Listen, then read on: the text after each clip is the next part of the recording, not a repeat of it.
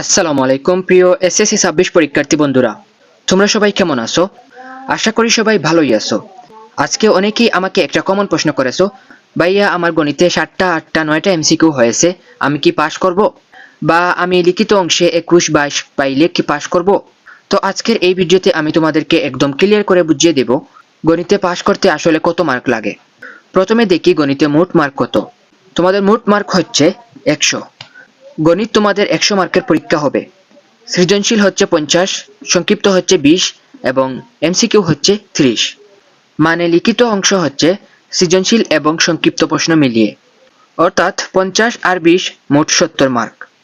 এখন আসল কথা হচ্ছে গণিতে পাস করতে হলে তোমাকে দুটি অংশে আলাদা আলাদা পাস করতে হবে। প্রথমত এমসিকিউ 30টার মধ্যে কমপক্ষে 10টা সঠিক হতে হবে। যদি 9টা বা তার কম হয় তাহলে সরাসরি ফেল। এখানে কিন্তু কোনো দয়া মায়ার কিছু নেই, কারণ মেশিন দ্বারা স্ক্যান করা হবে এবং তোমাদের এমসিকিউ চেক করা হবে। দ্বিতীয়ত লিখিত অংশ অর্থাৎ সিকিউ প্লাস শর্ট কোয়েকশন। এই 70 মার্কের মধ্যে কমপক্ষে 23 নাম্বার লাগবে। যদি 23 পাও বা তার বেশি পাও তাহলেই তুমি পাস, আর যদি 22 পাও তাহলে সাধারণ নিয়মে তুমি ফেল। তবে কখনো কখনো স্যার চাইলে 1 মার্ক বা 2 মার্ক বাড়িয়ে তোমাকে দিতে পারেন, কিন্তু এটা নিশ্চিত না। এখন অনেকেই বলে, ভাইয়া মোট 33 পাইলেই কি পাস? আমার আনসার হচ্ছে না। শুধু মোট 33 দিয়ে পাস হয় না, দুটি অংশে আলাদা আলাদাভাবে পাস করতে হয়। আমি একটা উদাহরণ দিচ্ছি।